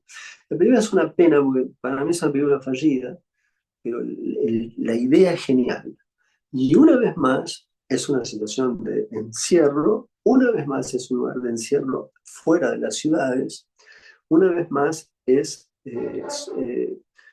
anomalías o en todo caso distancia respecto de los lugares comunes o la idiosincrasia. Es otra película que llamamos de los encierros. Hay una película reciente, muy poco vista, que se llama Madame Kenopsis, ¿no? Kenopsis, no, Madame Quinopsia, si no mal recuerdo. La palabra indica algo, hay dos grandes películas que él hace durante la pandemia. Más que grandes películas. Hay una gran película que él hace durante la pandemia, que es Higiene Social, el término es muy importante, el título de la película, y la otra es Madame Kenopsia. La segunda, también un poco fallida, pero la decisión de filmar la experiencia de la Kenopsia es la experiencia que vimos todos nosotros durante la pandemia, que era el hecho de caminar por una ciudad que sabemos que está llena de gente y sin embargo no hay nadie. Entonces ese contraste, esa fricción, esa paradoja entre la multitud y la desaparición de la multitud o la relación existente entre la ausencia y la presencia es precisamente ese término lo que induce. Entonces es una mujer que sufre de eso. Pero para mí podría haber sido extraordinaria, es simplemente interesante, pero otra vez más, la comunidad está ausente dentro de la película. Es muy interesante ver eso. Y es una de las pocas películas que se transcurre en una ciudad, pero es una ciudad que se vacía. La otra película, que es Higiene Social, es una película notable, es un personaje que parece que es ladrón, que también escribe sobre cine, que escribe guiones, etc. En la película aparece la hermana, la amante, la mujer, un miembro del gobierno que chequea en qué situación está él, incluso una estudiante de teología. Una película rarísima, pero que toma el modelo de registro característico del cine de los Strauss, son muy famosos dentro de la cinefilia internacional, la pareja Daniel Hewlett y Jean-Marie Straub, filmando de una manera muy peculiar las personas en la naturaleza y las personas en la naturaleza diciendo o declamando textos de un modo completamente antinaturalista. Bueno, la película toma ese registro y es una gran película sobre la pandemia, porque indirectamente está la distancia social a lo largo de toda la película. No es una película, no hay primerísimos planos, excepto en el final, y todo constantemente uno lo que siente es una elaboración cómica, es una comedia, en alguna medida lo es una comedia, respecto de esa situación en la que estábamos viviendo, en el 2021, sí, 21, y juega con esto, ¿no? Entonces, eso está ahí, aparece otra vez el tema de la comunidad, pero siempre en los lugares abiertos. Cuando yo decía en el inicio de esta relación entre comunidad, identidad, y decía que esto tenía también implicancias, una de las implicancias que tiene en el cine de Coté, difícilmente, excepto por Madame Kenopsia, que apenas se ve la ciudad, pero es una ciudad vaciada. El resto de las películas de Coté nunca están en las ciudades, siempre están corridas en lugares abiertos, es decir, que hay una delimitación del espacio. A propósito de este ida y vuelta, esta tensión entre comunidad y individuo, o comunidad y persona, comunidad y sujeto, como quieran decir, esto conlleva también a una delimitación de formas del espacio en el cine de Coté. En el cine Coté no es un cine de las ciudades, no es un cine no es un cine de la metrópolis, pero tampoco es un cine del campo. Es un cine de las postrimerías, de lo alejado, de lo que no se trata acá de una dicotomía ciudad y campo. Se trata de tomar distancia de las ciudades. Pueden ser pequeñísimos pueblos, pueden ser lugares eh, alejados, un bosque, pero no necesariamente bajo el concepto estricto de la vida en el campo. No es la vida en el campo, no es la vida en la naturaleza como lugar de reparo, restitución de la armonía ni del encuentro con uno. No tiene nada que ver con eso. Pero es la distancia del núcleo ciudadano, del núcleo de la comunidad fuerte. Eso sí, funciona perfectamente así. Y por último, para cerrar, está Curling. Es una película muy peculiar. Hay muchas más, hay dos o tres más películas, estas son, creo yo, las importantes. Carlin o Curling es un juego. No entiendo muy bien, es un juego que parece como algo, tiene unas posiciones parecidas al hockey, pero nunca jugué a Curling, no sé si ustedes juegan, pero evidentemente en Canadá es importante.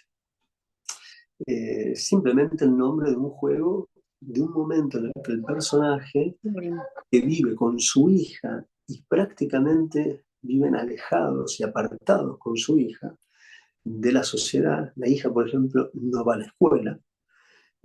tiene muy poco vínculo con el mundo.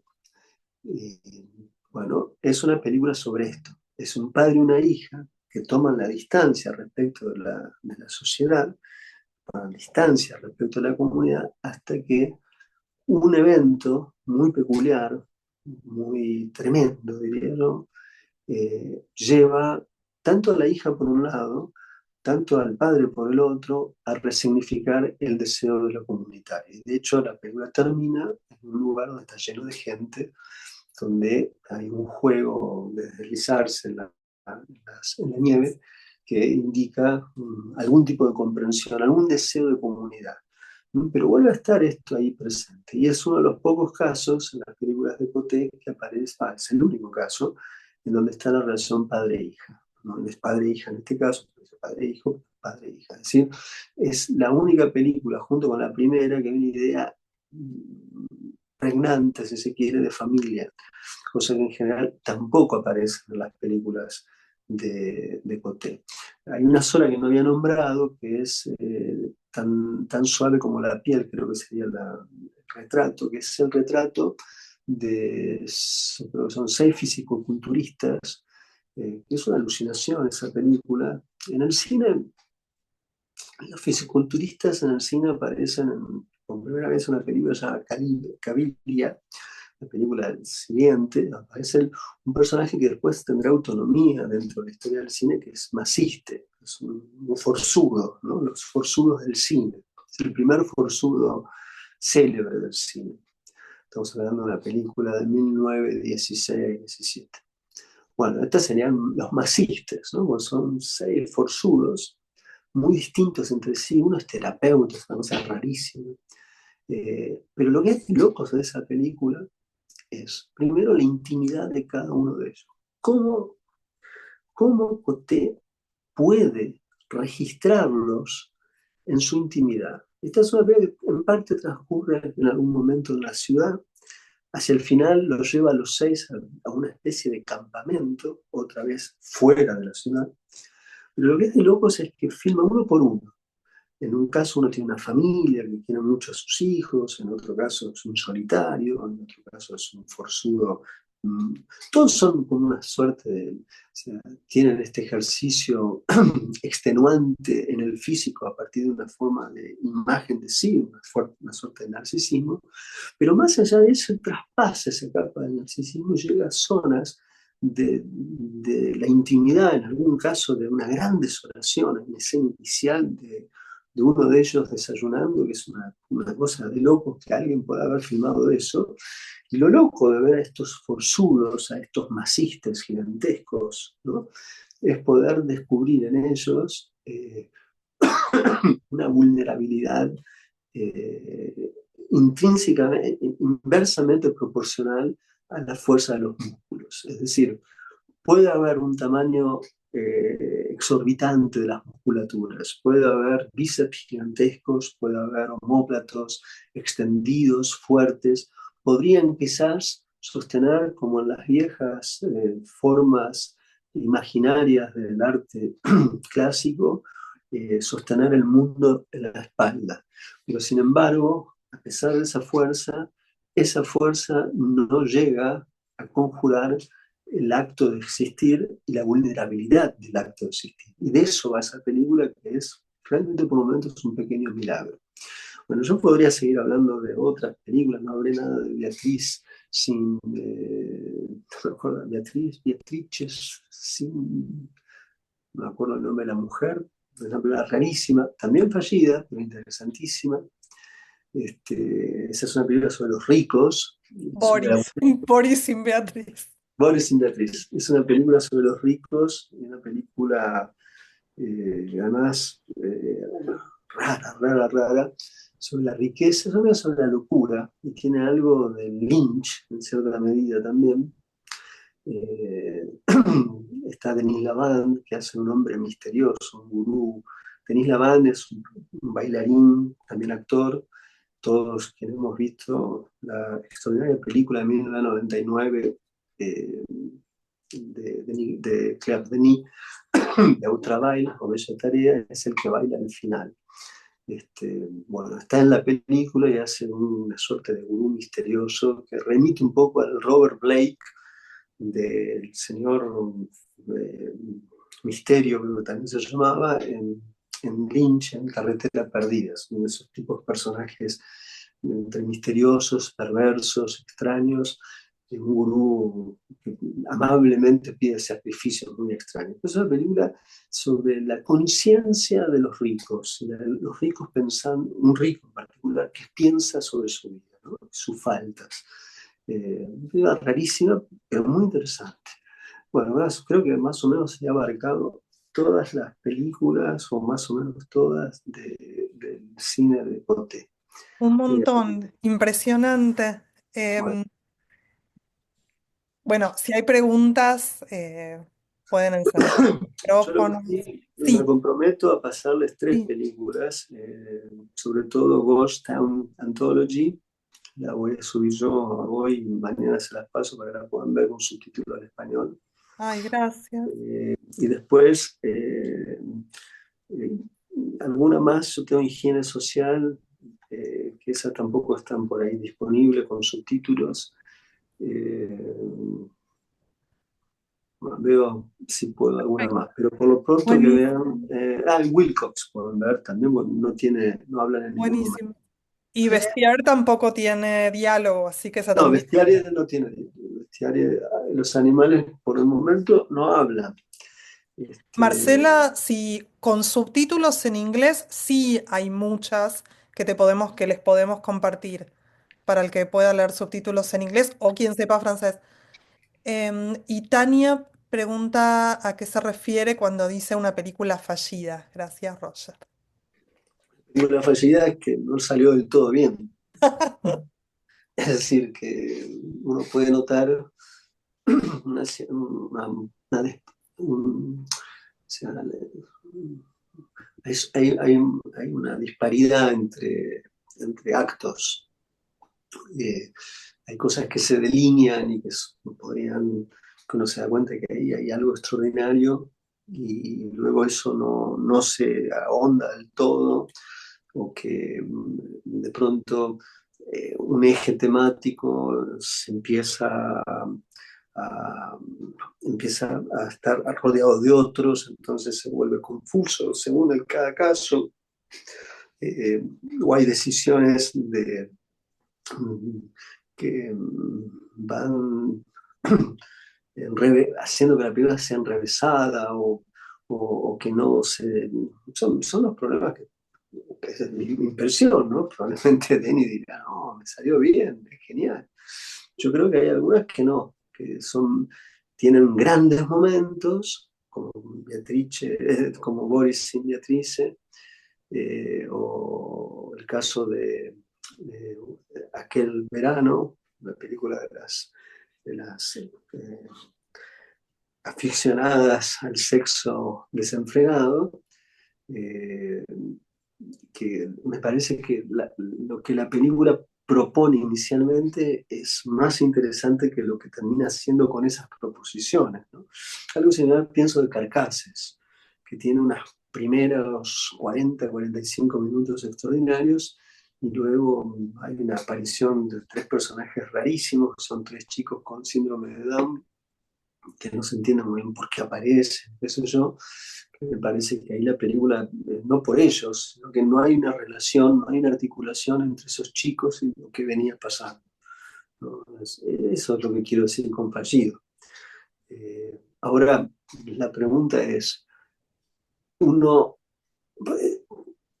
hay veces que hay películas fallidas que no tienen la menor importancia que sean fallidas, porque los momentos que son buenísimos, ¿no? Entonces, eh, yo personalmente no es algo que me impide el encuentro con una película y ver una película. Todo lo contrario, me interesa ver eso, de hecho, en lo particular. Pero me puedo dar cuenta, la película Ghost Town Anthology es una película extraordinaria de principio a fin. Bestiario es una película extraordinaria de principio a fin. Kerning es una película extraordinaria de principio a fin. Y son de las grandes películas de Nicotero, ¿no? Ahora, no hay ninguna película de Coté que me parezca banal o que no tenga alguna curiosidad o algún... Es alguien que captura muy bien, y es curioso, ¿no? Porque las películas tienden al estar alejadas de la ciudad, de la idiosincrasia como el lugar de reunión de los lugares comunes. Eh, es decir, son películas que toman absoluta distancia de los estereotipos. Y cuando toman la figura de los marginales, tampoco ahonda o vuelven a, digamos, singulariza eventualmente al estereotipo. El estereotipo siempre es una forma de estructuración de los personajes que lo que hace es justamente brindarle a cualquier espectador una, un acceso a algo conocido.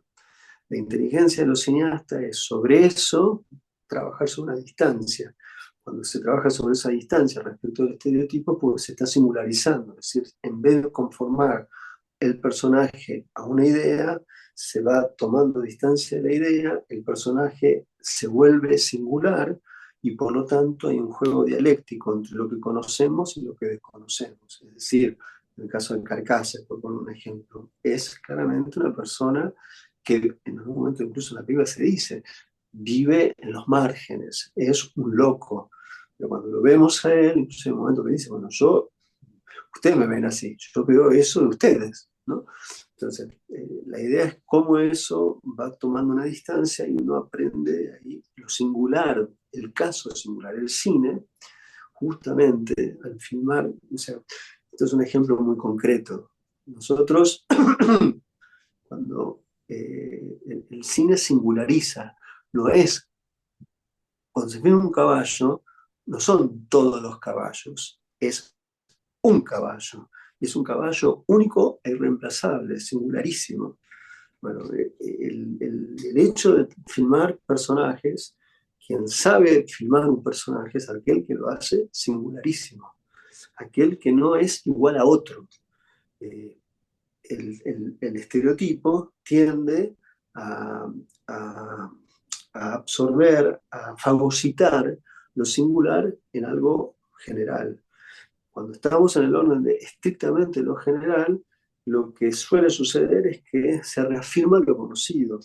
Respecto de cuando uno está frente a lo singular, lo que no se afirma es lo conocido, más bien se introduce la anomalía, lo extraño, lo diferente, lo que pone al conocimiento adquirido, a la certeza, es una dimensión rota, una dimensión de, de, de lo incierto. Por eso las películas de Coté son interesantes, porque él trabaja sobre eso, él trabaja sobre lo incierto. Es decir, es como si nuestra comunidad o la sociedad sería el cúmulo o el pilón de los lugares comunes donde se cimenta una idiosincrasia y las películas de él, sin desconocer que eso existe, toman una gran distancia para encontrarse con el sujeto en su máxima singularización. Frente a esa singularización, si es absoluta, el sujeto se pierde por sí mismo. Pero si es totalmente subsumida por lo comunitario, también se pierde. Entonces, en esa tensión, en esa fricción, es donde funcionan esos personajes de toda la obra de Coté. Y eso me parece increíble, las películas de... Podemos una pregunta más de Javier.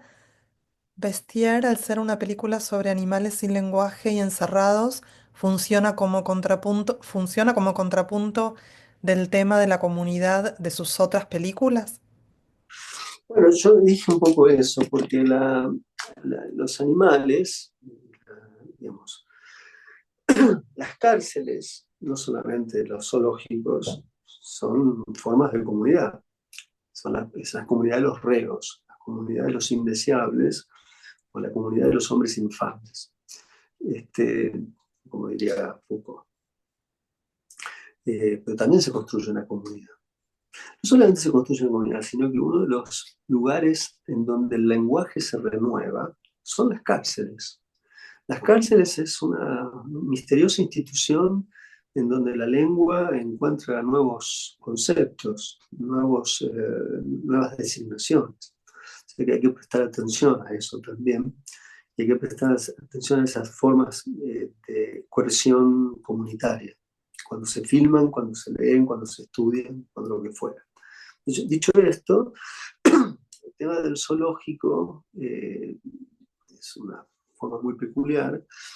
Lo interesante para mí es verla con las otras películas, es decir, sobre todo con la película de Joyce Mann Desiring, o Que la alegría perdure, creo que es el título. No lo sé decir en francés, discúlpenme, pero la hizo posteriormente a la película del, del zoológico, que es la experiencia de una fábrica, ¿no? O sea, la fábrica es una institución, como todos sabemos, de trabajo, pero también fue una institución de regulación del cuerpo, de los horarios. Hay un momento en esa película que hay una cita inicial donde alguien, no me acuerdo el autor de la cita, pero la cita es algo así como los que llegan primeros, el único momento que se encuentran los operarios es aquellos que llegan primeros y aquellos que llegan al final. Es decir, hay una idea de regularidad del tiempo del operario. Y todo lo que sucede en el interior de la película es qué desean esos, dónde está la alegría de esos operarios y en dónde están sus deseos y en dónde están sus derrotas. Hay uno de los operarios hacia el final está viviendo una suerte de depresión. Entonces, no saben qué hacer con el operario deprimido. Ahora, uno podría decir, en esto hay que leer el gran trabajo, extraordinario trabajo de Simone Weil. Bueno, la vida de Simone Weil es una cosa de las más delirantes que uno pueda jamás haber leído. Una persona que además murió muy joven, 32, 33 años. Pero Simone Weil tiene un par de textos, creo que es no sé si es la clase obrera, no me acuerdo el título, está en la obra esa, es un curso grande, así que es cuando ella se obliga a trabajar en una fábrica. Y lo que ve cuando se obliga a trabajar en una fábrica es el horror. Es el horror. Ella va con una convicción por el hecho de vivir la vida de los operarios, y cuando va y se mete ahí, bueno, ve un zoológico, como el animal en el zoológico, ¿no? Es extraordinario. Eso también está en Europa 51 de Rossellini, cuando el personaje de Ingrid Bergman, en un momento determinado, por una crisis de conciencia a propósito de la muerte de su hijo, se da cuenta que su vida es insípida, insignificante, y entonces se empieza a preguntar qué hacer, y termina en un momento yendo a trabajar, yendo a sustituir a alguien a una fábrica. Y cuando entra a la fábrica, la forma en la que filma Bergman la fábrica es extraordinario. Rossellini la fábrica es una cosa extraordinaria, porque la filma como si fuera la materialización del infierno en la tierra. Es extraordinario lo que hace con las máquinas, muy parecido a como filman las máquinas en esta película, por cierto, Coté.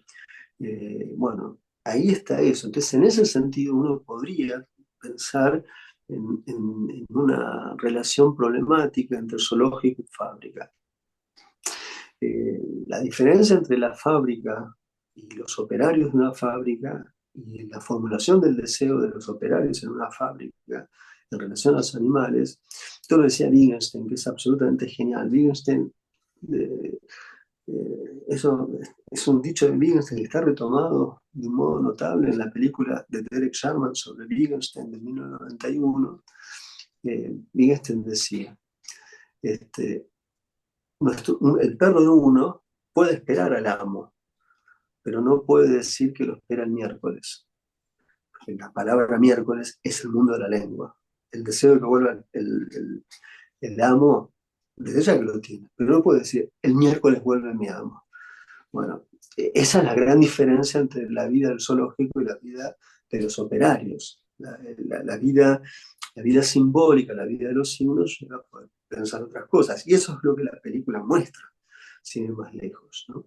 Pero es interesante porque son dos películas de encierro, son dos películas de formas peculiares de vida comunitaria, que no son son vidas comunitarias regidas por horas, regidas por actos, regidas por una relación con un espacio constante y el mismo, es decir, es la condena de la repetición, pero en la repetición puede haber también eh, una liberación, ¿no? Pero eso es otro tema que no viene para el caso, ¿no? Eso está en el cine, la película más hermosa que trabaja sobre la relación repetición como monotonía, encierro, decadencia y consumición de una vida, pero también la repetición como la posibilidad de un salto cualitativo hacia un orden nuevo de la creación de una vida, es sin duda el Día de la Marmota, la película con Bill Murray, ¿no? Es una de las grandes, la película de Harold Ramis es una obra maestra sobre el tema de la repetición y la diferencia. Uno puede ver esa película y de inmediato ponerse a leer la repetición de Soren Kierkegaard y les aseguro que es un viaje mucho más agradable que tomarse un ácido, porque es un ácido sin consecuencias, digamos, es magnífico. Entonces uno, Murray, Kierkegaard, y la vida mejora muchísimo. Muchísimas, muchísimas gracias, Roger. Gracias por todos los mensajes que estamos tratando de contestar en el chat todo el tiempo. Efectivamente, mañana vamos a mandar los enlaces, la grabación y todas las referencias de escritores, de directores que se hicieron durante el encuentro. Y además, gracias Marcela por los PDFs que nos mandaste de los libros. Lo apreciamos un montón, un montón. Gracias, Roger, una vez más, por ser esta mano amorosa. Acá en uno de los Yo no comentarios veo nada. decían, sí, Con no, un, yo en con uno de las los comentarios decían, vamos directo ¿cómo se llama? A ver las películas de Coté, que no lo conocía.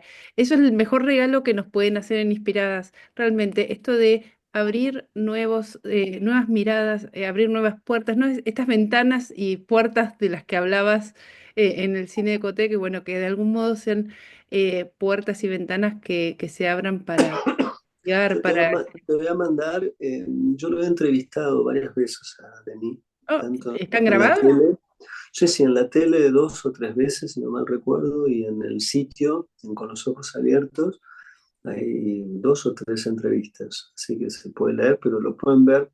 Yo después te mando eso, más las películas. Perfecto. Seguro te voy a mandar Ghost Town Anthology, pues esa es su película para mí extraordinaria.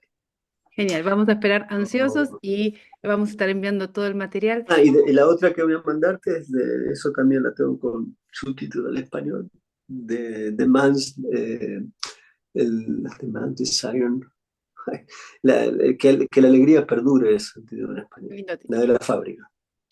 Realmente gracias de todo corazón a todos y a cada uno de los que se sumaron hoy a este encuentro de inspiradas. Para nosotros es una alegría enorme, enorme tenerlos del otro lado y por otro lado pensar que estamos todos juntos en esta nube que nos hermana y que nos amiga para descubrir nuevos cines en este caso y nuevas miradas hacia nuestro arte, que es mucho y es grandioso. Gracias, Roger, nuevamente por todo y por, de nuevo, ser siempre esa mano amorosa de que nos lleva ahí zigzagueando por estos árboles, estas ramas de los árboles que nos encantan. Tenemos que cortar, pero Estela tiene la mano levantada, así que tenemos un minutito, Estela, sí. No, disculpa, me equivoqué, no No, quería perdón. levantar la mano. Pero muchas gracias por la conferencia, la charla, muy, muy interesante.